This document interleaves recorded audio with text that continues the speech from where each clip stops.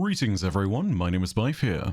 So Monster Hunter Wilds came out recently, and a lot of you wanted me to make lore videos on this game, and normally I'd be happy to jump in and oblige right away. However, last time I made a lore video on anything to do with Monster Hunter, a lot of you in the comments were informing me that I had a lot of misconceptions regarding some of the lore of Monster Hunter, which is fair enough because you guys were absolutely right. This bugged me a lot, and I want to always try and be accurate with my videos, but as it turned out, my research combined with my pre-existing knowledge base had set me up to fail there, and so I was unable to pierce the veil of mysteries within this universe effectively. Monster Hunter was something that always eluded me with regards to accuracy, but ultimately this is just the folly of doing lore videos on YouTube. It happens, nobody's perfect, and sometimes you're just going to get things wrong. However, as it turns out, I've made these mistakes a lot in the past too, but so have a ton of other creators. To put it really simply, this isn't something that is surprising at all, because Monster Hunter's lore is just a really tough nut to crack due to a bunch of issues. Game preservation and availability, imperfect wikis, and localization are just a few examples of why making lore content on Monster Hunter is really tough. But a shining light in the comments section that was always mentioned was a consistent recommendation to go and check out another creator who had a superior grasp of the lore and who could set me straight. Their name was Oceaniz, perhaps Oceans. When I asked him, he said he didn't mind which I used. I know some stuff about Monster Hunter's lore, but if my pre-existing knowledge base is wrong, I know I want to try and correct that, and so I went ahead and asked Oceans if they would be okay with joining me for a long conversation about the lore of Monster Hunter, and he said yes. The result of that long conversation is available on both our channels now. It will be releasing at the same time. So we sat down and we talked about some basics of how to actually get into the lore of the games, but we also tackled some of the prevailing mysteries that have surrounded the game for years and which are now pretty important to the story, especially in Wilds. We discussed the final boss of Monster Hunter Wilds, the concept of black dragons, the ancient beings that inhabited the world of Monster Hunter, the equal dragon weapon myth, and the returning characters that you can find in Monster Hunter Wilds, as well as a few other topics sprinkled in here and there.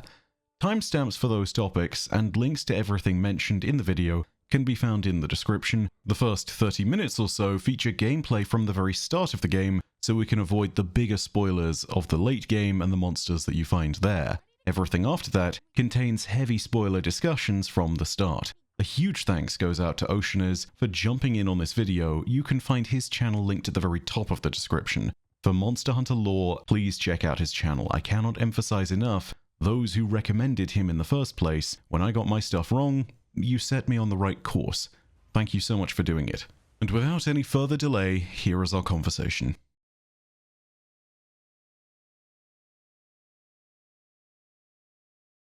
I think to start off with, though, I need to say thank you so much for agreeing to take a moment to sit down and talk. Absolutely. I'm very, very jazzed to be here. I was very happy to see your message. Because as I replied to you as well, I've been kind of thinking of doing like a here are the lore basics kind of video since forever. It's just that the basics are unbelievably broad. So I think a conversation like that is such a wonderful opportunity to get this done finally. So yeah, I'm very excited to be here. Thank you. Yeah, and I guess I should really start with the note of, you know, I discussed just a few minutes ago how this is very much a conversation between someone who is a subject matter expert and then me who is, I mean, I should probably discuss where my knowledge on things is, because I played World, I played Wilds, I skipped out on Rise. But it is very much one of those things where Monster Hunter has been there for me in my childhood. So I was playing on the PSP and I went ahead and got a bunch of the games there, and then when eventually it came to World, it was this kind of rediscovery of this old passion. So like, there are some old things that I've done, and I know in one, I think it was actually Freedom, or Freedom Unite. One of them I got all the way up to Fatalis, but I never went any further than that. So it's just, you know, like there's a lot of experience behind some of my early experiences and the times I've played the game, but it's not. It is not a foundational knowledge base as far as the lore is concerned. It's the, oh, I kind of remember that kind of base of knowledge that I'm sure some people have, and it's, yeah, I know bits and pieces, but it's not enough to sit there and say that I know things definitively. And this was kind of when I first made content and did my research and whatnot, this started to become rather obvious and started to get shown, especially in like the later videos that I've made on Monster Hunter here or there. I just kept on getting a lot of questions about what is and isn't canon. And a lot of people telling me, sitting there and being like, hey, it's great that you're covering this. There's a lot of misconceptions and things that have changed. And this is kind of what ultimately brought me to you in the first place, is just there is a lot of misconceptions out there with regards to the lore of Monster Hunter. And I think it's nice to be able to go ahead and clear some of those up. Absolutely. And I think your story with sort of how you got into Monster Hunter, and especially sort of your level of confidence with the lore, is probably what I reckon 90% of people are at. This feeling of, well, I've played the games and I've read dialogue, I have like participated in this community for a while, and there are these sporadic things that I remember that are filtered through my memory and through like thousands of hours of game time. That is, I think, where most people are at, and that's like obviously totally fine. And obviously Freedom Unite being the starting point for so many different people also just colors the knowledge of the lore quite significantly, because Freedom Unite, despite being so popular and in a lot of people's minds is like the pillar of old or classic Monster Hunter, is itself already, or was itself already, a modernization of the actual original pair of Monster Hunter games, Monster Hunter 1 and Monster Hunter DOS. So, I'm very glad that you asked me to be here, but don't feel like you did anything wrong or that you got something like horribly misunderstood, because it really is just kind of where most people are at. And we'll talk about why that is and how that is slowly getting better thanks to some real concentrated fan efforts, but it's a lot. Spoiler alert, it's a lot. I will leave those particular judgments to everyone in the YouTube comments when inevitably I get something wrong. You know what? That's fine, because ultimately, being corrected on stuff like that. You got my seal of approval, and that's what matters. Ah, my gosh. Okay, there we go, everybody. The Ocean's seal of approval. Oceaniz. It's. I know you said you didn't mind how it pronounced, but I'm always going to be a bit conscious of that. All good, all good. Okay, so from everything, I wanted to go ahead and jump in with a few of the questions that I sent you in advance. Starting off with the first one, and this kind of leads on perfectly from where we were just in our conversation, is basically, where should people go in order to find the lore? The obvious answer, of course, is the games. But there's a lot of stuff which is not really stated within the games, or it's kind of buried behind hundreds or thousands of hours worth of gameplay. And there's also alternate sources of games lore with just any franchise. So what's the place to go ahead and get Monster Hunter lore? I know there's old art books, I know there's books about the world of Monster Hunter, but also I hear about a new fan-curated wiki. Yeah, a fan-curated wiki I'm a part of, so I can definitely recommend it. But I think the best way to start with this is to just give you a little overview of how lore even works in Monster Hunter. Yeah, perfect. Go for it. Yeah. So in Japanese, the word that they use for lore is actually something closer to worldview or setting view. And that is, and specifically in Monster Hunter, and that is, I think, a better way to think of it, is that these games have just this sort of outlook on their worlds and mythologies that are very specific to each game, but still connected. So that's your first hurdle. How do you explain that to someone concisely? That each game is connected, but they all have like a slightly different viewpoint on the world. Problem number one. Okay. Problem number two, as you mentioned, there's a lot of lore in the games, and the games do not have repeatable dialogue most of the time. And there's a lot of dialogue, and I'm sure you've experienced that. I'm sure everyone listening has experienced this, where you're just mashing those buttons to try and get to the next hunt. You just aren't reading anything because the game hasn't taught you to care about reading it. And that creates the next hurdle, where there is lore in these games, but it's just not easily accessible unless you have a full game script, which obviously takes time to assemble. It is one of the projects on the wiki. But, God knows when that's going to be done. So that's the games. The next problem is that Monster Hunter has released a lot of books. A lot of books. I have a little shelf next to me in my office here, and I'm looking at about 30 books, all just Monster Hunter related. Some Whoa, of them art books. Yeah. okay, whoa, my Yeah. goodness, okay. Some of them art books, some of them dedicated lore books, some of them interview books, some of them collections of like notes taken during conventions. There's a lot of print media on Monster Hunter, and it is all kind of relevant if you want to get a good grasp of the full picture. And the next problem is that of those many books, there's been exactly 4 that have been translated into English, 3 of which are just art books. Art books that I want to note have kind of a shoddy translation that isn't super useful if you're trying to get like the real answers to anything. So yeah, it's not it's not an exceptionally good situation if you as a Western fan want to get into the lore. There just isn't an easy and quick answer for me to give. What is complicated by this, or what complicates this further, is that the lore books, let's say you've got it, and you are trying your best to like read through the Japanese, you're using translation software, you're using Google Lens, whatever. All Monster Hunter lore books are written from an in-universe perspective. They are, yes, they are essentially treated as if they are books released by the Hunters Guild. That is extremely cool. It's one of my favorite things about it. It introduces unreliable narration. Yes, of course, which is, I mean, in a certain sense, picks up kind of from where the games are. Yeah. And it also introduces a degree of historical confusion when you want to try and figure out things about like the history of the world of Monster Hunter. You need to be aware that what you're reading is not an objective account of what happened. It is filtered through this lens of some guy in the Royal Academy or in the Hunters Guild reading old documents and giving you his take. And this is, again, something you need to actually pick up on through reading the Japanese text, which, especially early on, a lot of people did not. And then... So perspectives ended up getting stated as fact. Very familiar with this on my wheelhouse on the other end of things. It's mistakes I've made during my career too when it comes to other stuff. Yeah, I mean, ambiguity is one of those things that we all sort of believe we can pick up on. But it's harder than one thinks when you're, scouring texts and trying to find the right answer, and you find one thing that fits the thing you already sort of believe, and you go, yes, that must be it. And then it's actually, well, it's way more ambiguous than that, way more unsure.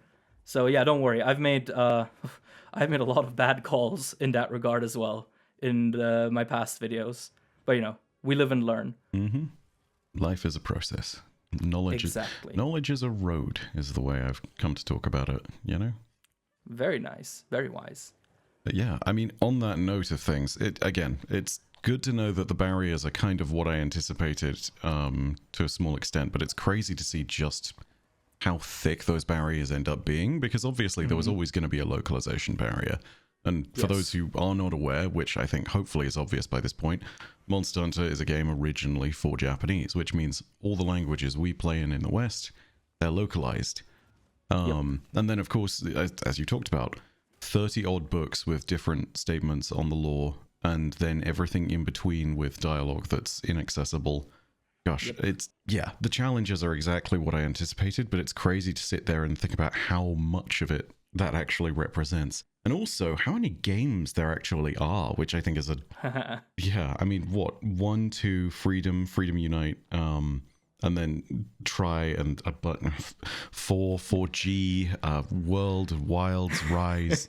I mean, it really does end up being kind of expansive beyond the point of being able to keep in one's head. And then for all of that, there's things like, what is it, Monster Hunter Try or something, where the servers are shut down because it was online? Yes.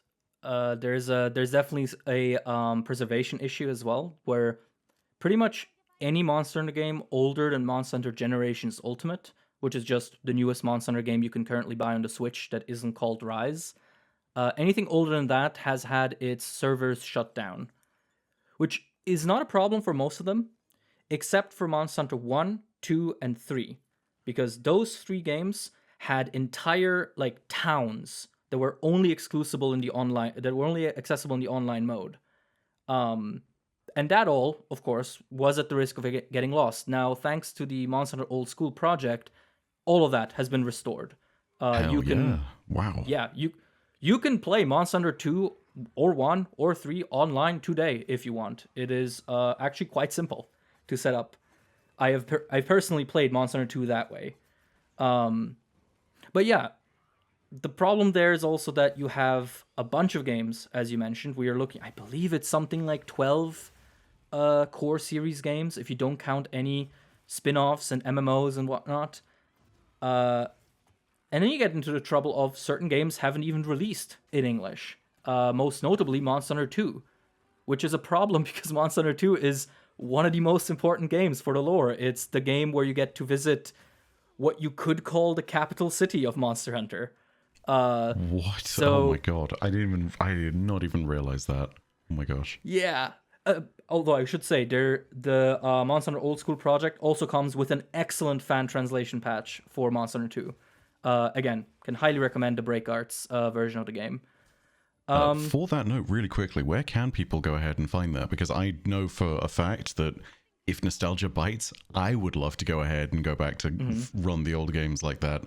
So yeah. So like, there is. Let me check what it's called. I believe it's just called MH Old School. Yeah, it's an old school forum that was actually built very recently. I'm just gonna send you the link right here in Discord. And this should have all the resources you need to get started with anything. If you have legitimate copies of the games, you can set them up to work with the fan servers, and of course with the translations. And I can really recommend it if you have the time and the energy to set it up. It's a great way to experience these games that are genuinely kind of lost to time now. You are not capable to play Monster Hunter 2 at all in the West outside of this, which is crazy. Well, in that case, I will go ahead and leave this link in the comments for anyone who is interested, because for real, this treasure trove of old games is, I mean, I need to go back and re-experience part of my childhood aside from anything else, but there's also foundational bits and pieces to the lore when it comes to that. It's touching on things later, but I remember some of the first entries in like Hunter magazines within the game that you could read, and them touching on things like, the Kingdom of Shrade and Fatalis and Black Dragons and all that. Yes, of course. And also, Monster Hunter 1 and 2 are especially interesting just to also see from a mechanical perspective what has actually stayed the same and what has changed. For example, Wilds' recent season mechanic is something that they took from Monster Hunter 2. So, if you want to see an early version of that take, Monster Hunter 2 is right there for you. Absolutely. And with that note, you also mentioned the fan-curated wiki. Can you tell us a bit more about that? Yes, so the fan-curated wiki, which is monsterhunterwiki.org, a couple of people have started calling it the Oceaniz wiki, which is not what it's called, and I do not own it, I just contribute to it. It is essentially an attempt to build a new wiki for the game that is divorced from both the fandom and the Fextra Life wikis, as both of them have they're in a state that seems hard to fix, with some fundamental issues that are unlikely to get addressed soon. So I want to say, when was it? Probably about a year and a half ago, I got contacted by Yuzuchi, who's the creator of this new wiki, to come on board and help out. And that's what I've been doing since. We went public a couple of months ago, and we are now happily filling out pages with all sorts of stuff. You got people who are data wizards, who are finding all the drop rates and all that stuff, who are transcribing dialogue from the games. We've got people who are finding all of the books. We have found a lot of old lore and art books that nobody really knew about. We've been scouring Japanese markets to make that happen. One of my close collaborators, user Zugzwang, has built an enormous library of books that puts mine to shame. So it's kind of an all-sided effort to just get as much information about this game series up and running and available for people. My role specifically on the wiki is that I'm a lore guy. Surprise, surprise. So I get to write lore pages for monsters, and I get to hound people about their writing and ask them, where's the source on this, please? So, you know, it's still being built. We're still sort of trying to catch up because, as we established, there's a lot to cover. Yeah, it's Because like 20 years of game plus alternative sources to everything that you've just got to go ahead and try and do through data entry. yeah, exactly. And also, this is a question actually I got a lot about the wiki. It's not a lore wiki specifically. It is a general wiki for all of Monster Hunter, which is a lot, yeah. But if anyone wants to check it out and use it, obviously, we will be overjoyed. It's monsterhunterwiki.org. And it is a good source for lore, barring the fact that it's incomplete currently. Because there are a couple of extra wrinkles that I wanted to get at as well regarding the lore. And this is maybe the hardest one to resolve, both as a content creator and as a article writer on the wiki, or just as a fan, which is that the particular way that Monster Hunter, the first game, was developed has left it with a lot of sort of leftovers of its original draft that the development team has more or less revitalized into mythologies and legends within the world of Monster Hunter. So when Monster Hunter was first devised, it began development 4 or 5 years before it released, as far as we know, if I'm not getting my dates muddled up. So something close to 1999, 2000, yes. Turn of the millennium. Yes, exactly. And it was originally devised more like a game similar to what we eventually got with Dragon's Dogma. It was originally meant to be an action game where the big premise is that you go into these ancient ruins and steal treasure from under the bellies of sleeping dragons and then battle the dragons. That idea obviously got eventually turned into something more unique, something more iconic, I would say.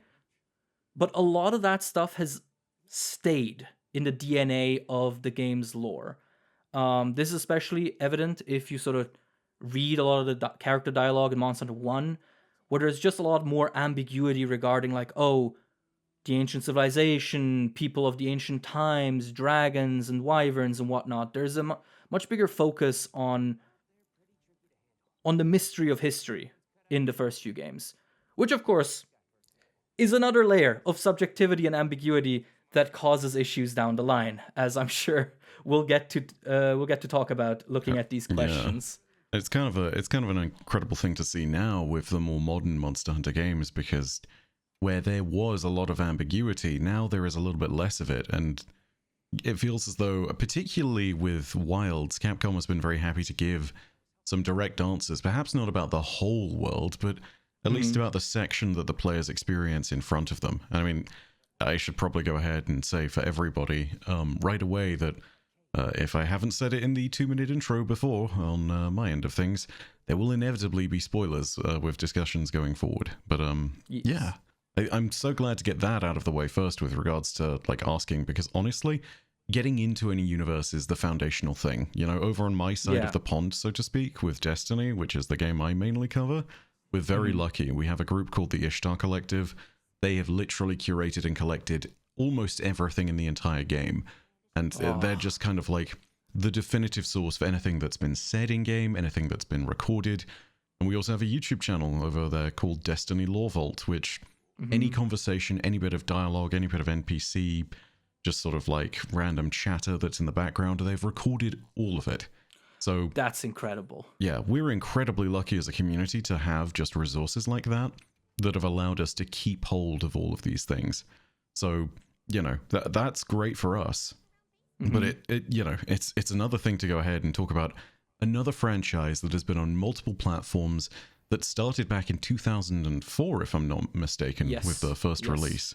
So it's just, I mean, there's a lot to consider. And that's before you even take into account the fact that there's 30 plus art books, all of which are not originally in English, which is where I think most of the Western fans will sit there and have translations for, or rather would want to get a translation for. And again, there's even further problems with that, because it's not just the fact that it's not in their native language. There's also a lost in translation factor. So one of my favorite examples from Destiny is just English does not have it just does not have gendered words in the same way that some other languages do. So yeah, recently Destiny had a piece of content. I say recently, it was a year and a bit ago, which was called Warlord's Ruin. But a German fan got in touch with me and said, "Hey, in this instance, the word warlord here is gendered as feminine." So it's a female warlord in question. And it turned out, yeah, that's absolutely correct. So, like, there's little bits and pieces that we lose through localizations. And that just ultimately means that context across different languages and meaning and the actual implication of what's being put forward by words is often lost in the translations. So, yeah, there's so many fascinating boundaries and barriers to it, but just being able to lift some of those in the ways that you guys have and the way that you have with your content as well, it's honestly a privilege to even be in the same kind of position where, you know, you're even just helping slightly lift the veil. But it sounds like you are very involved on the Monster Hunter side of things. So, yeah. Yeah, I mean, I am, first of all, I'm overjoyed to hear that at least the Destiny community has that sorted out so well, because that's kind of a dream to just have, like, yeah, a vault of everything. Of course, with Monster Hunter, that is just so difficult. There's just so much. But yeah, I mean, I also feel very privileged and very happy to be able to, you know, get people excited about something like this. Because when I first started getting into the Monster Hunter games sort of seriously, which was with World, I had played Monster Hunter 3 before, but didn't click. When I first started getting into it, I was really disappointed that there just wasn't a big enough push to clarify things, to like have things collated in a way that was enjoyable to sift through. At the time when I started, the only real source for lore was the fandom wiki, which, you know, is in a state that pushed us to make our separate wiki. So it's not exactly the premier source. It's full of information that is kind of outdated or outright unclear how it even got there, seemingly not connected to any real source. So yeah, I am very happy that we've been able to sort of move past that and push for a bit more clarity. Now, speaking of clarity, I've been waffling a lot, so I wanna like loop back around to your question, which is where should people go to get started with Monster Hunter lore? Yes. You pretty much have to consider three things. First of all, take it as a shared mythos that is presented subjectively by the characters in the universe, rather than an objective account of cold hard facts. Just accepting that will already help you a lot into like not getting too lost in the details of, oh, but how does this match with this? It's a mythos. It's people having opinions and people having perspectives that do not match sometimes between the games and between lore books, because they're subjective and because it allows Capcom to change things down the line, you know. There's a functional aspect to that as well. Now, if you want to get started with just getting into the lore through the internet, your best bets are to either use the new wiki once it is up and running properly, or even use it already and just, you know, keep in mind that it isn't complete. And if you feel like you know something that you would want to add, join it and take care of that. I'll definitely give you a text saying, hey, where's the source? Or follow creators who are trying to do the work and trying to get that information out there. Now, I'm obviously one of them, but if for whatever reason my content isn't the thing you're looking for, you have Band Lagiacrus and Lutyrannus and Gagero Celtus, who are all people whose info I can gladly send you by later if you want to add it into the description. Absolutely. The only one I've heard of from that group is Band Lagiacrus, who I reached out to way back in Worlds when I did some of my content. They were also a very helpful source when it came down to things, and I was just incredibly happy to have just anyone who was a foothold within the world at that point, because yeah, it is in some ways it feels a little impenetrable. Yes. So sorry, you were saying, continue on. Absolutely, no problem. And yeah, Band for a long time was pretty much the single guy doing Monster Hunter lore in English.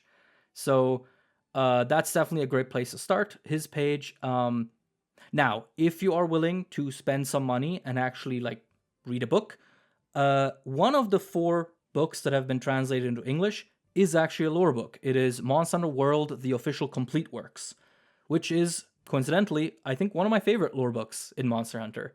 It is humongous, has information on basically anything you could imagine in Monster Hunter World. Not Iceborne, that is a separate book, has never been translated. But it is a great place to start. If you just want to read like an English book that is high quality and will give you like a good amount of information on one game specifically.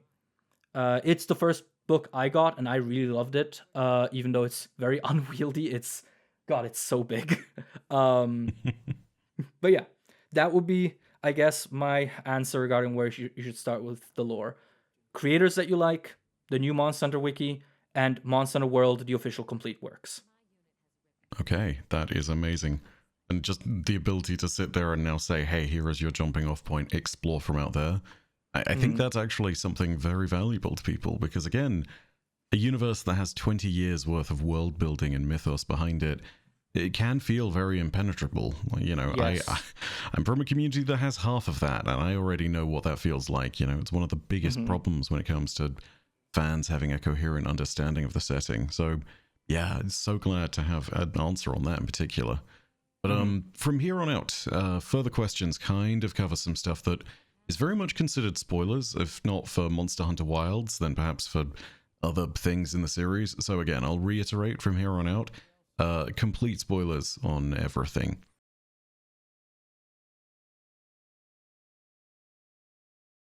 And with that, I really want to jump into a question about Wilds, because campaign, first of all, I think it's fair to say that this is one of the best, if not the best, stories that Monster Hunter's had. But it also has some very interesting throwbacks, and in particular, there's some throwbacks regarding the final boss of the campaign. I say final boss, and this last bit is not something I've actually put in my question because it's something that occurred to me. The final bosses of the campaign, being namely the Guardian Arkveld and Zoshia. There is a lot of buzz around them in particular. I know that Guardian Arkveld's facial and horn structure has kind of been called out as something that is similar to a very old piece of artwork that we'll talk about later. But I think Zoshia is where we really should start. And the question is simply this. With all of the old mythos around the games, and with, shall we say, the attacks and animation sets of that boss in particular, is there a relationship between Zoshia and Fatalis? What is your take on that? Because, of course, somewhat similar body structure, minus the massive hands on the wings, definitely got some elements of what would be considered a black dragon. It's definitely got the attacks of all three Fatalises, for that matter. And I just really want to get your take on this. How do you reckon this correlates with older Monster Hunter lore? And given everything we learn from Monster Hunter Wilds in the campaign there, what do you think has actually gone on with this? Guardian Fatalis, maybe some kind of chimeric morph of the three, some kind of response where it's been corrupted by Fatalis over time? Like, what's happened? What do you reckon? So I guess I should start with saying that the fact that Wyveria and the whole event with Zoshia is said to have taken place 1,000 years ago is very interesting, because 1,000 years ago is also when we know that an event took place called the Great Dragon Calamity. This is something that was explicitly mentioned in the Iceborne lore book, sort of in context of us meeting Fatalis at the end of Iceborne. The Great Dragon Calamity is a concept that has sort of existed in the games as an undercurrent for a long time. You can find references to it all the way back in Monster Hunter 1. And despite that, we don't actually know that much about it. But we do know, presumably, that the Great Dragon Calamity was the event that included Fatalis' destruction of the Kingdom of Shrade. Now, the fact that that event and Wyveria's fall at the hands of Zoshia were both 1,000 years ago makes me feel like there has to be a connection. Because you're absolutely right. Zoshia uses a lot of attacks from the various Fatalis versions. I've heard people say that it has attacks from other Elder Dragons, although I didn't double check, but it definitely seems plausible to me. So with that in mind, I think the way I'm thinking of this is that Zoshia is either the thing whose creation caused Fatalis' rampage across the lands, ending in the destruction of Shrade, or Zoshia was created as a way to fight back against Fatalis after the people of Wyveria saw what happened to Shrade. And I want to be very clear, there is nothing indicating that either of this is the case. This is just how the pieces fit together in my brain. Because of that 1,000-year mention. That aside, would I say that Zoshia is a Guardian Fatalis? I think that's fair. I think it has enough in common to the point where it is definitely meant to be an assumption that you make by the developers. I think it is intentionally meant to drive you towards that thought. And I'm very interested to see if we see more of Zoshia in the title updates. Because, as many people have probably noticed by now, Zoshia gives no armors, no weapons, and the fight is entirely non-repeatable. Which is very bizarre. And I could imagine it coming back for high rank in one of the upcoming title updates. If not high rank, then conceivably, if ever they have an expansion to Wilds, which, given the player response, I think is unbelievably likely, then maybe it ends up being a master rank quest or something along those lines.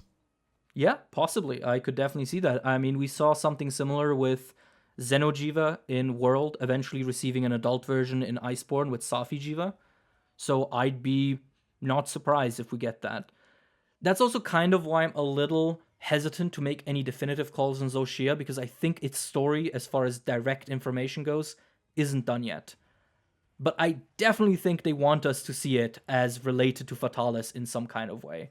One thing that I've seen, and again, this is entirely a theory, there's no evidence for that, but one thought that I saw floating around in certain comment sections that I kind of like is that seeing Fatalis' awakening in Shrade and yada yada, the people of Wyveria created Zoshia by using something from Fatalis, like leftover scales or whatever, and that material eventually corrupted Zoshia, because Fatalis, it's the vibe it has in the lore is almost like a natural disaster, more so than Elder Dragons. Just this purely destructive entity that affects everything in its vicinity. So I could see there being a sort of an aspect of corruption going on here. But again, my take is there's definitely a connection, and I'm interested to see where this goes.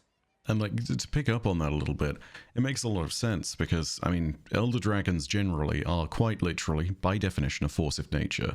You know, they literally change the world around them to the point where if you go near the Kingdom of Shrade, you can kind of see the remnant energies of Fatalis. Like, the area is in permanent desecration, not just from fire, but life doesn't go there. You know, it avoids Fatalis. And then the corruption aspect you were talking on, I think that's also one of the more fascinating aspects to the lore because, I mean, the whole thing of Fatalis materials leading to the corruption of whatever they're kind of in proximity or attached to or forged into is completely within the bounds of what is precedented because, I mean, that's the definition of what you see on the Hunter armor for Fatalis, if I'm not mistaken, right? You see that they get corrupted. Yeah, I am not entirely sure if that is something that is actually in the games or if that is, again, one of those cases where a more ambiguous description kind of went through a game of telephone. You actually got me here. I did not double check that before we started. No, that's entirely my bad. And that's my bad. Some lore master I am. I mean, hey, you know, this is also pointing out a good thing here, though, because there's a lot of assumptions that are made on this, and, you know, it's important to go ahead and get those things double-checked. I did not prep you with that question, my apologies. But, you know, this just goes to show, right? Like, we have people sitting here and talking about Fatalis, and obviously there is a corruptive element to that. I think it's fair to say that much, but you know, I've heard people online sitting there and saying that hunters who make armor out of the Fatalis turn into a Fatalis eventually, or become its avatars or something. So it's, you know, the back and forth it's got question marks. Yeah, because the other dimension to that is, of course, that there is, as it is ambiguous, some people will just take the coolest possible interpretation from that and run with it because, of course, it's a video game. You're meant to have fun with it. And it is sometimes hard to separate that after the fact from what is actually stated specifically. Regarding Fatalis armor, I want to say that the description in-game is generally a little more ambiguous than that, but I can't say for sure. I don't have it in mind. I do know that item descriptions and especially armor descriptions in Monster Hunter tend to be very hyperbolic. So it's hard to take them at face value sometimes. Like, Gore Magala parts are described to essentially swallow up light like a black hole, which I don't know if that's true. That seems a little out there, but... That could just be very descriptive writing, according to the fact that it's got those... I'm trying to remember one of the videos I saw on this, which I don't know if it was yours or not, but Gore Magala basically sheds a bunch of particles in order to see the environment. So that could literally just be a thing of like, hey, it's surrounding particulate, the light gets blocked, That could be all it means. Alternatively, hey, this is some kind of dark, unnatural creature that ultimately consumes light around it and swallows the natural fabric of the universe. It's, somewhere between the two maybe. Or it's just very creative writing. Exactly. And I think this is this sort of middle ground of trying to analyze everything as critically as possible, with an eye for understanding this as hyperbolic writing, versus taking it at face value and constructing a mythos of these ungodly creatures that violate the laws of reality. I think that gap between those two extremes is where Monster Hunter lives. Because that's another thing that a lot of people tend to forget, is that the Hunters Guild is not a scientifically advanced organization. It is a group of people trying to make sense of the world in a setting where technology is, in some aspects, kind of advanced, but mostly, medieval in nature. And the understanding of the world around them is also colored by that. I often cover the evolutionary trees of monsters on my channel, because each of the lore books comes with an updated evolutionary tree diagram of all the monsters, which is one of my favorite things in the world. And those trees, quite often, don't make a ton of sense, because they're written by people in universe who aren't modern scientists, but just field researchers, observing things, noting that this one monster has a similar claw to this other monster, and then putting them into the same clade. But speaking of, creative writing or creative ideas being interpreted, one good example of that regarding Fatalis is... oh god, what is it called? The 100 Dragon Blood Call? What? I've never heard of this, but that sounds amazing. Yeah, so I believe it's in Monster Hunter Freedom 1. One of the hunting magazines mentions an old poem regarding Fatalis, where it appears when wyverns are slain. And coincidentally, in many of the Monster Hunter games, or the early ones at least, including Freedom Unite, I believe, the condition to unlocking Fatalis is hunting 100 Rathalos and Rathians. Now, people have taken this to mean that, Fatalis emerges in vengeance of its slain draconic brethren. Or it could just be that he's a super boss meant to be only found after you do an absurd amount of grinding. And so you can... Yeah, so you can sort of read this both ways, and people have. So I think this is a good illustrative example of how far you can take it, but also how limited a lot of the explicit text actually is. I'm trying to just remember this as well. Is this the, it goes something along the lines of Fatalis. We give our... Blood is crunched, blood is sucked dry, bone is crunched. Yes, that one. Yes, absolutely. I knew I remembered it from there. I just didn't know it was called the 100 Dragon Blood Call, which... I think that might also be a fan term, actually. I remember it popping up, but the other thing is also, and this loops back around to the translation thing, is that most people's familiarity with old Monster Hunter lore comes from Freedom and Freedom Unite, which are both games whose translations are not ideal. I think because Freedom Unite feels like such a huge game, with so much content in it, people don't realize that this was a game that was thrown together in 18 months. And the translation was, as far as I'm aware, not much, didn't have much more time than that.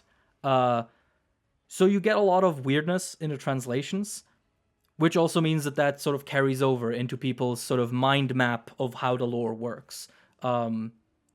So yeah, as an additional thing to keep in mind, especially if you start with Freedom Unite.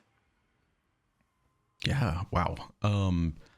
I have to say as well, I'm so glad to be able to touch on a topic like that, because it's always struck me as one of the coolest aspects of the world of Monster Hunter. Not just the fact that you have this, what I would consider to be kind of almost a final world boss in so many regards, but also an entity that I think exemplifies what most Elder Dragons kind of are in a certain sense. And it's a bit of a vague term, but Elder Dragons, as I mentioned earlier, they're kind of these entities that defy the logic of the world to a certain extent. They are almost a divine presence in some cases. And I think there's a few that are very obvious about that. Kirin, for example. Yes. But Fatalis is the first one where it really, for me, sort of, I read things around it in the game and through some of the extra subsequent lore, and it felt like a vengeful god. There was there's this call to the idea that this thing hates humanity. And I think that that's something which was always really fascinating to me, just purely because, I mean, the world of Monster Hunter generally doesn't, obviously you fight monsters and you're doing it to protect the environment and the ecosystem, but it's not really a game that has villains for the most part, right? Yeah. Like, even in World, when you sit there and look at, say, Nergigante or Safijiva and, Xenojiva by extension, in some instances you can sit there and say, like, these are calamitous entities that are genuinely threatening. In other instances, it's very clear that, these are entities that actually do have a place in the natural order, and whether we're actually doing the right thing by killing them is sometimes a big old question mark. But Fatalis is surprisingly cut and dry when it comes to motivation, It's not necessarily there for food, Yeah, it has never been observed feeding, as far as the lore is concerned. And actually, it's really good that you touch on Elder Dragons as a presence, because one thing that I don't think a lot of people know is that, especially early on, Elder Dragons had this tendency to be associated with ores and rock. So you got Teostra that eats coal. You've got Kirin, whose horn is made up of an unknown ore. You've got dragons that travel underground and create tunnels. And now also, with the wormways or land spines in Wilds, you have this idea of draconic energy traveling through the veins of the earth. And that is something that's always struck me as particularly interesting. Whereas regular monsters are very much made in the image of animals, Elder Dragons feel like they're almost meant to be these guardians emerging from the soil itself. Which, again, not something explicitly said in the lore. Do not use this in your arguments online. But it is a thought that I've had and that I find super interesting when it comes to the world of Monster Hunter. And it is also interesting to also see how the role of Elder Dragons has changed across the games. Because in Monster Hunter 1, Elder Dragons were genuinely a thing you needed to go out of your way to even encounter, because there was only 3, 2 of which were online exclusive. There was only Lao Shanlang, Kirin, and Fatalis. And so that idea of them being these extremely rare, powerful forces of nature has kind of evolved to them being just a thing you encounter in the games that is really, really powerful. But despite that air of, as you said, sort of this air of mystique, air of affecting the environment has remained, which I'm really glad it has. But yeah, I guess to sort of put a bow on my very long answer regarding Fatalis and Zoshia and all that is, Fatalis is cool. A lot of the information about him is very nebulous by nature. A very famous anecdote about him is that he was specifically designed with the idea of clashing with the other monster designs, where a lot of the other designs are fairly unique, with that sort of Monster Hunter flair. Fatalis is just a dragon, and that is very much intentional. It's also why you fight him in Castle Shrade and not a regular map, because the team wanted it to just be a complete contrast to how you play the game regularly, where you navigate naturalistic environments. Whereas here, you're sitting in the ruins of man-made structures, fighting something that just looks like a mythological dragon. implying an implicit division between the rest of the game, which is a part of the natural world, and Fatalis, which is kind of above it or separate from it at very least. Yes. Actually, here's another fun little morsel for the listeners, is that the flame that Fatalis spews, thanks to the Iceborne book, has an official name. It is called the Kalpa flame. Kalpa is a concept from Hinduism, which is the fire that will end the world. So, you know. Yeah, you know, that's kind of appropriate considering the Iceborne iteration of Fatalis, which, I mean, if you don't get in cover in time for the second wave of the flame there, you will just cart. Like, it's as simple as that. There's no guarding against it.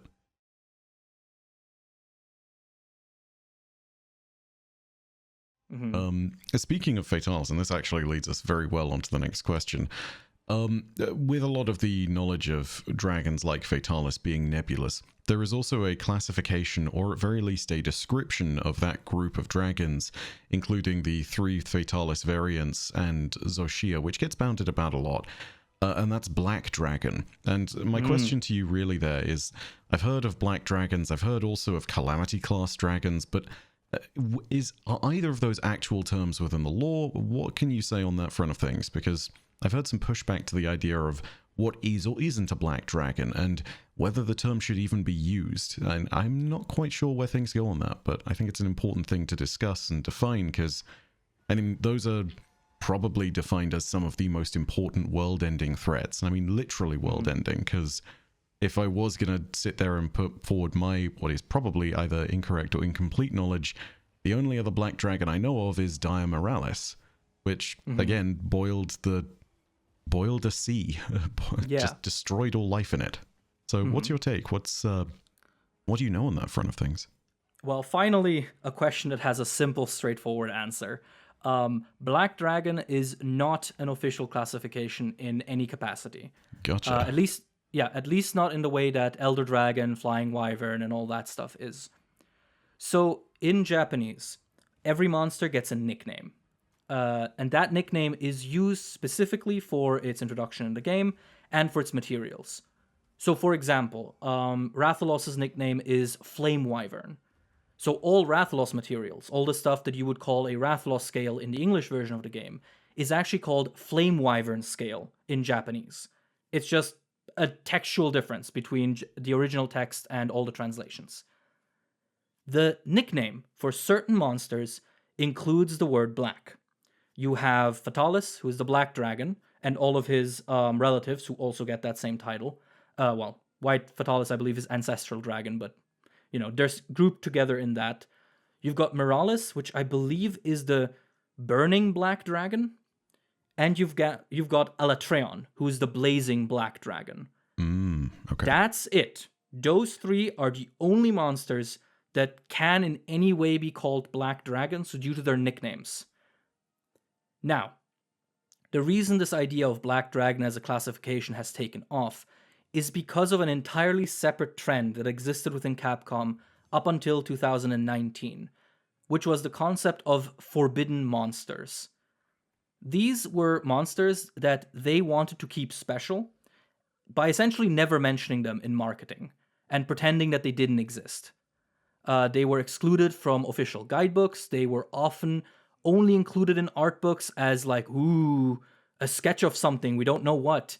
And they were generally excluded or only hinted at in the actual lore books.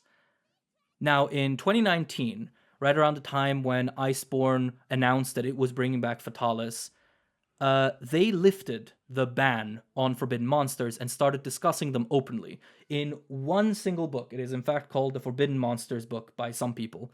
Wow. Yeah. And that book is just full of information regarding the design of Fatalis, the design of Dire Moralis, of Alatreon, which again, those 3 and their various variations are the only ones included in that. And people have taken that to mean that there is a special classification for them. Officially, there just isn't. They're just very, very powerful Elder Dragons. Now, there are other titles that have been used. You mentioned Calamity Class or Calamity Dragon. Another one you will find is First Class Dangerous Monster. Those are descriptions that are used generally once in one of the lore books to describe a specific monster and then never again. So there just isn't enough information to use them as anything like a real classification. I believe the final boss of Rise is the only thing that's ever called a Calamity class dragon, which, again, just not a lot of information to go off of.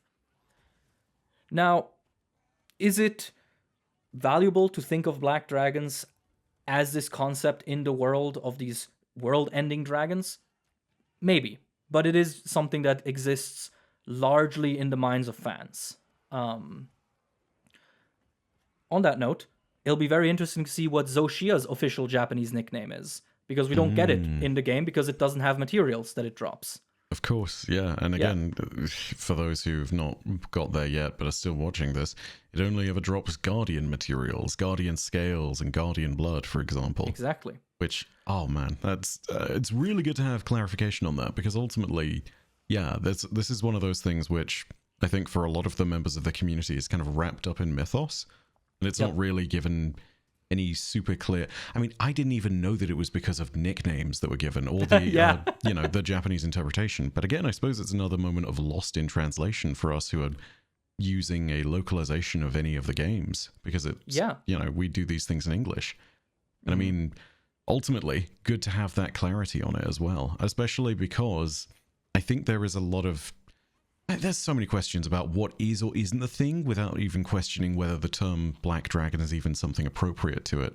But yeah, it's nice to know that that is actually something which has an origin, has a root, has a reason, but isn't necessarily something to be used. Go on, yeah. No, you go. I was going to ask if you ever saw more of this kind of being brought forward, and if ever there was like an official document being like the guild now authorizes the use of this terminology to describe certain world-ending events, how would you see that as being deployed? Do you reckon that that's something which might happen on every single Monster Hunter game, or do you reckon that these are special threats for sort of only the moments when it really makes sense? Because, I mean, we've only ever seen Dire Moralis in one game. Fatalis barely ever comes back, and it's kind of an anomaly for the sake of Iceborne, but has been in a bunch of different games and a bunch of different iterations in the older ones. And there are other threats that aren't necessarily world-ending, but are definitely world-shaking. I feel as though the idea of Black Dragon kind of leaves some things thinly defined, whereas if it's just more general, you get to sort of play around a lot with the concepts of the world if you're Capcom.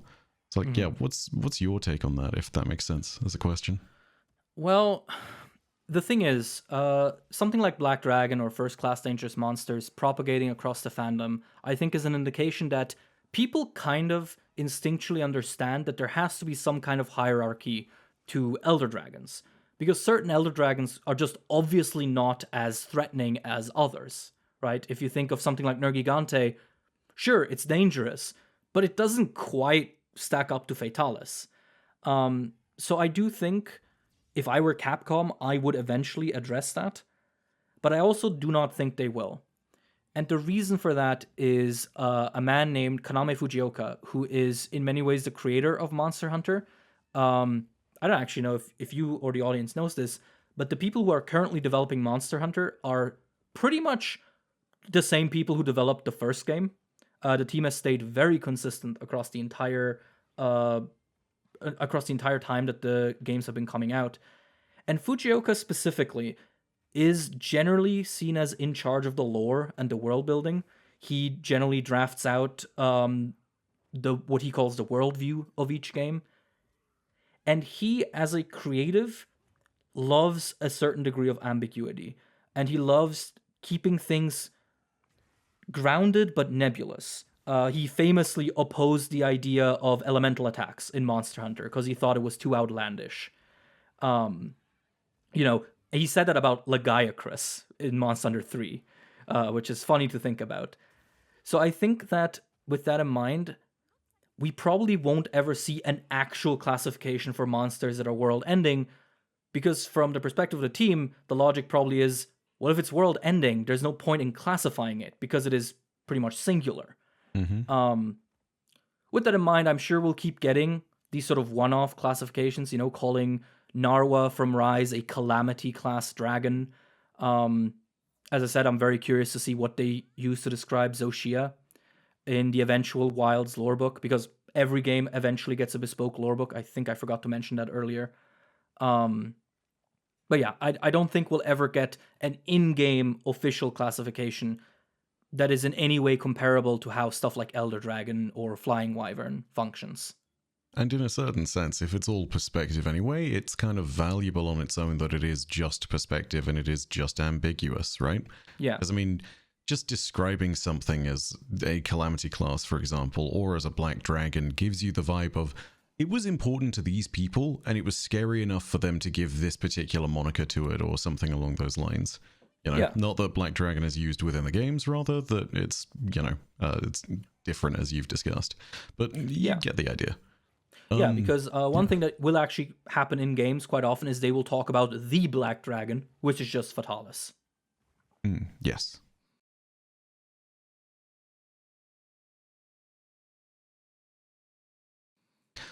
Speaking of things that have been bounded about in the games and such, I've got to ask you about the ancient civilization.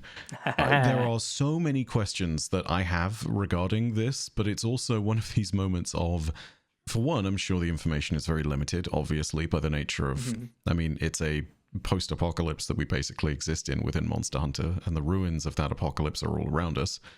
But the ancient civilization is also something where the amount of lore that actually exists on it being so nebulous leaves a lot of questions.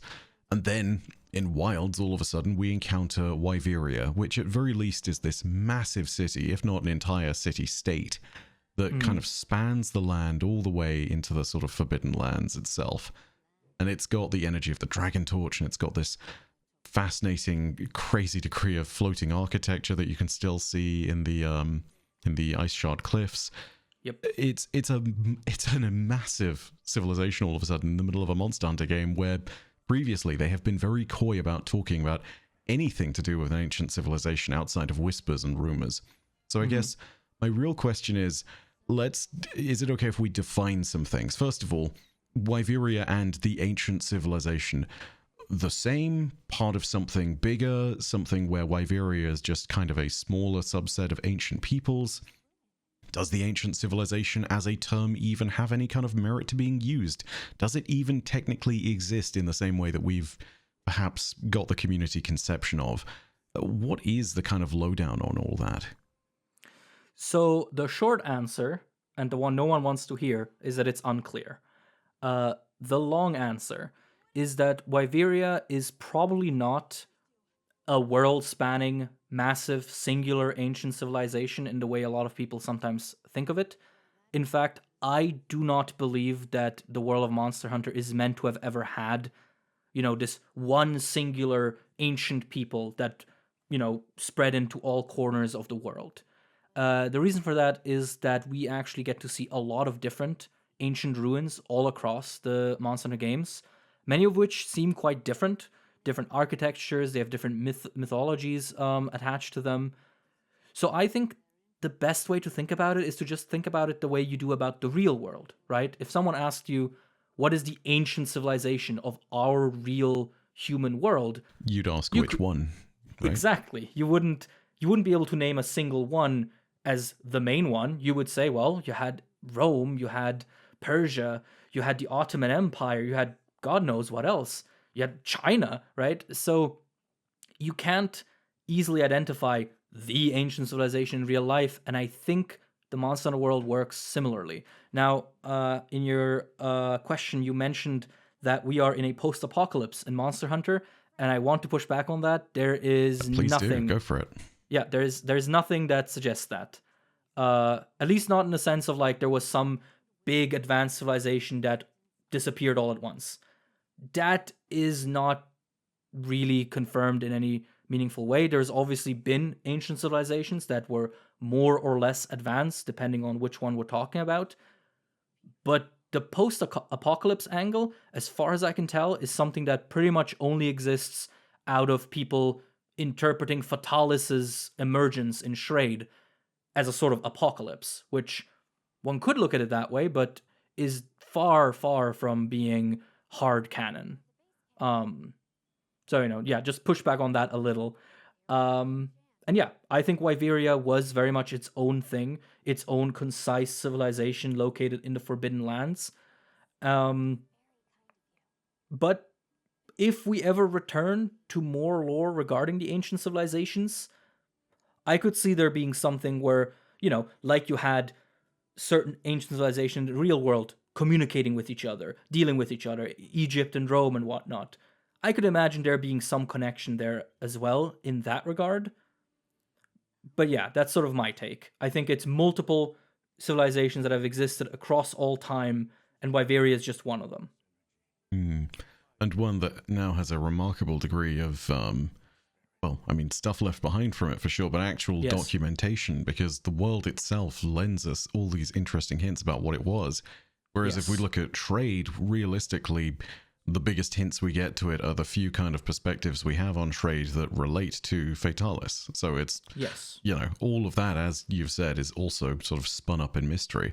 I'm glad for you to have pushed back on it, though, because again, this is kind of why I asked. The whole thing of the ancient civilization existing is something I've gotten wrong. It's definitely one of those things where it's easy to sort of bound everything up in these kind of rumors of the world that existed before, but it just goes to show, like, yeah, all of this stuff kind of takes on a life of its own based on, like, the small bits and pieces that exist within our own kind of consciousness and understanding of an idea.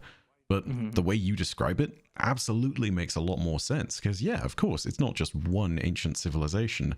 The ruins in, like, the old jungle forest biomes that you would have gotten in Monster Hunter 2, for example, are not going to necessarily be the same as what you might see in, well, Trade, and they might not be the same as, like, the ancient massive tower where you go up it to fight a bunch of elder dragons, like... all of these different constructs and whatnot, yeah, it makes sense that they had different groups behind them. Yeah, and another way we sort of can infer that as well is that a lot of these ruins do have myths and legends associated with them in the lore books, and they tend to be quite different. So, for example, in the jungle that you find in Monster Hunter 2, Freedom Unite, recently remade in Monster Hunter Rise, the ruins there and the people that live there are said to have worshipped specifically Kushala Daora, and to have it pushed out and eventually fought off when the people turned on their god. Which is a very different story from something like the people near Yukumo village and the Misty Peaks, who are said to have had priests that were trying to control monsters using ancient rituals, right? There's just a different flavor of culture to all of these different places that makes me believe that we are not dealing with one globe-spanning civilization that was so advanced and then suddenly disappeared, and now we're living in the ruins of it. But this is also kind of where the thing I mentioned earlier comes in about how Monster Hunter was developed, because originally, Monster Hunter was a game about finding endless ruins, venturing into them and finding monsters guarding treasures. And I think the presence of ruins and the undercurrents of ancient civilizations very much comes from that old DNA sticking around.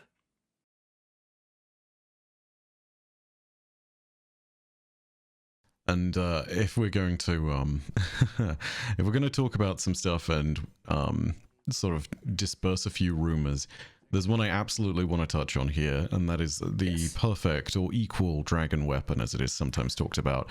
This is, I'm pretty sure that this is one of those things which has been pushed back on and touched on by a whole bunch of people. If I'm getting this correct, the origin of this is a single art concept from one of the old art books, which never actually made it into the game. And because it is a concept, not necessarily something that exists, it's not necessarily canon. But I want to go ahead and get your take on it. For those who, please feel free to push back on me if this description is in any way wrong. For those who don't know, this is supposedly the idea that way back when humanity, or people who existed in that ancient time 1,000 years ago, created a weapon which was basically an amalgamation of monster parts and sort of cyborg machine bits that would ultimately be a weapon equal to an elder dragon or a dragon of some sorts. And that's, I'm sure I'm butchering a lot of that before even getting to the fact that the entire idea is basically not technically canon in the way that it's often seen there. So, yeah, what is your take on that? What is and is not true? I'd love to go ahead and disperse some rumor here. Well, one thing that's important to understand, I hate that I have to keep going on these tangents, but this is just how Monster Hunter works. Ah, absolutely. So I really Go for it. apologize. It's important to understand that concept art in Monster Hunter doesn't work the way it works in a lot of other games, because the team pretty much never throws out a concept outright. What it instead does is it keeps it on the back burner, or, in some cases, canonizes it as uncertain information. The most famous case of this is their initial monster designs, many of which get repurposed into what they call extinct species or unknown species, where you find them in art books saying, oh, this is an unknown relative of Tigrex, and it's just an early draft for it. With that in mind, something being concept art in Monster Hunter doesn't exclude it from being quote-unquote canon. Now, the equal dragon weapon, you touched on that it only showed up in an art book. It's actually even more, how to say it's even more of a specific case, because it shows up in the very first lore book of Monster Hunter as a myth, with the note that these are the rumors told of an encounter with this thing in an ancient ruin. And then it got reprinted into an art book that excluded that explanation of it being a rumor. And that art book got translated into English, which is how a lot of people first encountered it. And then it ultimately becomes a game of just like, okay, 3 different layers of interpretation and sort of obfuscation. Yes. So the equal dragon weapon is... the best way to describe it is it's meant to be a myth within the world of Monster Hunter. It is not to be taken as literal canon. I don't think so, at least, because of how many layers of obfuscation you're dealing with. However, with Zoshia, we now have the moment where the team more or less grabbed into their pile of old ideas and revitalized the equal dragon weapon, because that's more or less what Zoshia is pulling from, right? This sort of construct that is meant to protect its civilization from potentially an elder dragon, or at least war, as it is said in the game. Now, the equal dragon weapon is also very possibly a remnant again from that very first game draft, where it could have been a super boss. I don't know. I don't think anyone does. But I do think the best way to consider and think about the equal dragon weapon is as an in-universe myth. It is not entirely like fanfiction. Like, people in the universe of Monster Hunter probably have heard of the idea, but it's probably not to be taken as literal canon. Same with the Great Dragon War that is attached to the equal dragon weapon conceptually. It is likely meant to be just one of those stories that exists in a world that doesn't do the best job of keeping its own history and is subject to unreliable narrators and historical confusion. This definitely goes ahead and casts many of the questions I've seen in a different light, and I'm very glad for it. It's also one of those interesting moments where if you actually look at the image itself, I think that even with the designs of Arkveld, Capcom is kind of calling back to it, because one of the more distinctive features of that old piece of concept art is the head, where it's got these 2 horns on either side and then one in the very center, which mimics exactly the facial structure of Arkveld, which is just kind of a really interesting thing, which feels like a very obvious throwback to it, especially given the nature of Guardians within the story of Monster Hunter Wilds. Yes. I think this is, again, what we're seeing here is the benefit of the development and writing team of Monster Hunter having largely stayed the same, so that they can pull from ideas they had 20 years ago. They don't need to guess what they felt and thought, because they were there. They were there writing these concepts. So, yeah, I think this is just a case of an old idea having been sort of in the background as a myth in the world of Monster Hunter for a long time, and now put into the light as a sort of reimagined version of itself. It's so good to be able to have some clarity on stuff like that.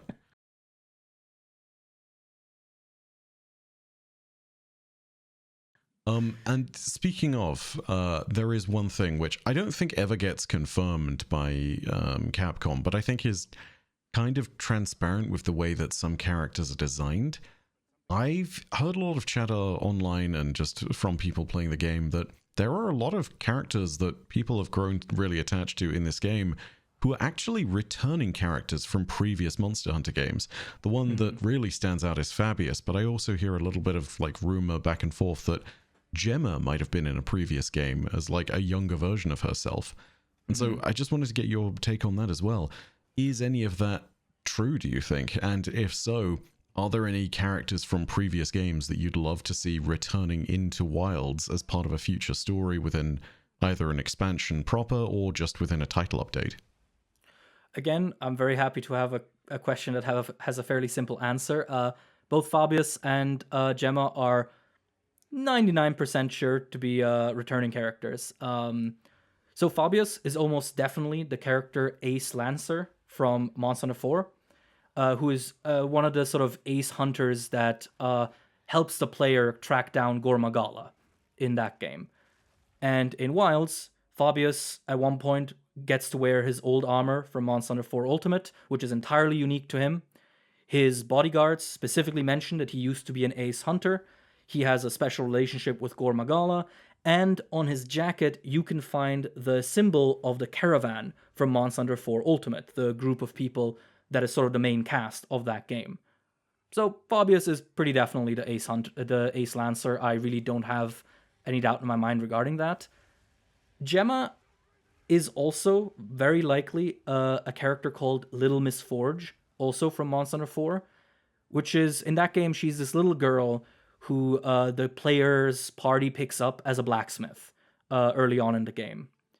The reason she's almost definitely the same character is there's a resemblance to her. She has a little plushie that is also present on on Little Miss Forge in 4 Ultimate.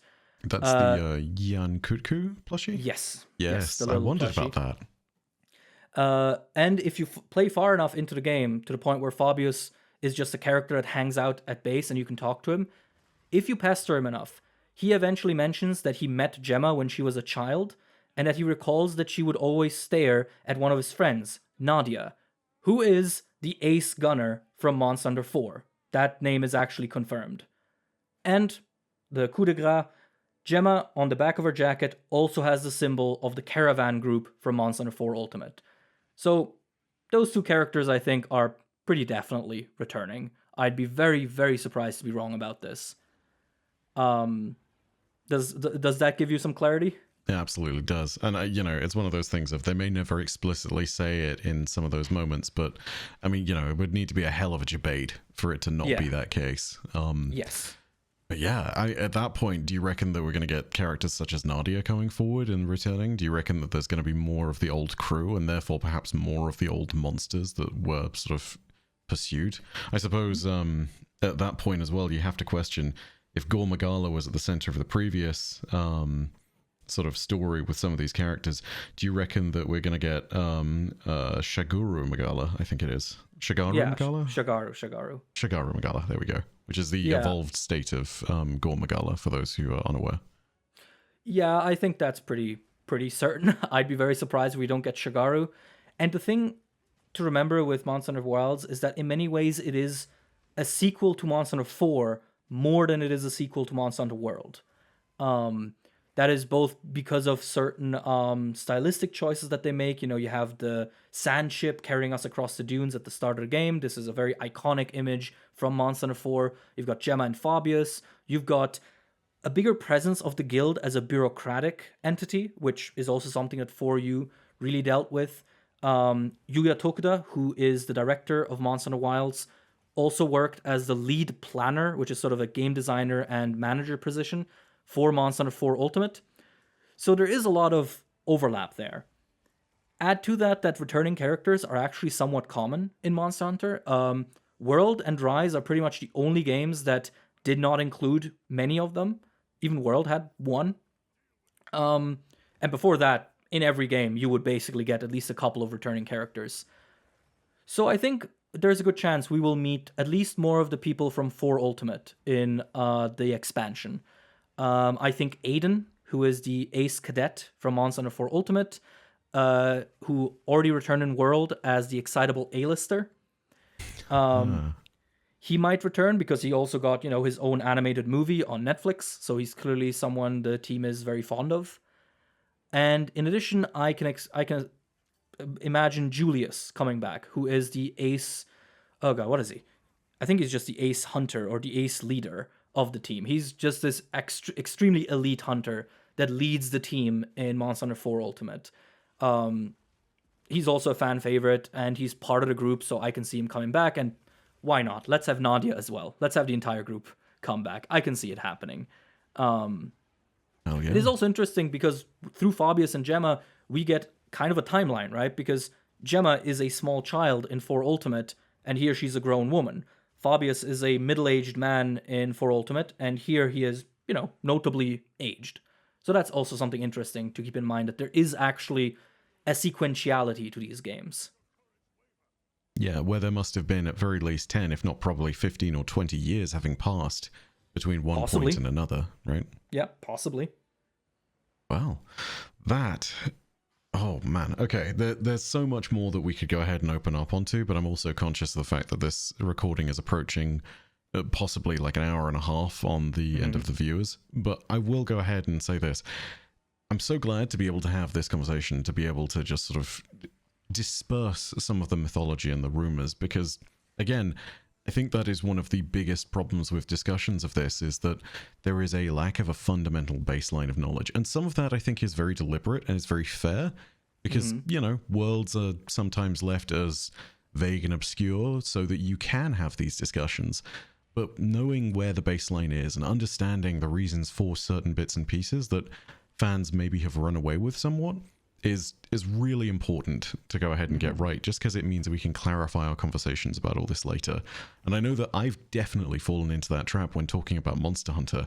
That's why I'm so glad to have sat down and talked with you about it, because ultimately, yeah, getting everyone this foundational base of knowledge is pretty important. Honestly, though, I'm so glad to have sat down and been able to speak. Thank you so much for taking the time. Absolutely. Thank you so much for having me on. And, don't beat yourself up if you ever get something wrong, because I am sure there's at least something I said in my stream of consciousness right now that someone's going to debunk me on with some very obscure Japanese source that I hadn't considered yet. That's kind of just the life as a Monster Hunter lore master. You always have to be ready to be corrected. But yeah, I'm glad I could help clear certain things up. Is there any question that you still have sort of burning in your mind, like something that isn't as broad, but just a specific thing you're curious about now that you have me here? Gosh, it's one of those moments where you get put on the spot and sort of everything evaporates from your brain. Yeah, okay, here's one, and I know that it goes all the way back to Fatalis, but that's purely because it's one of my favorite topics within any of the games.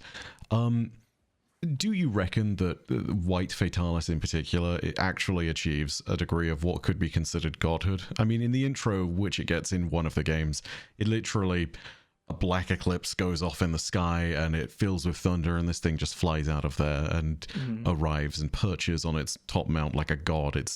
It's very much one of these things where it feels like it's calling out to some kind of greater presence. What's your take on, I suppose, divinity within Monster Hunter, and maybe seeing if there are elements of the world that reach into that?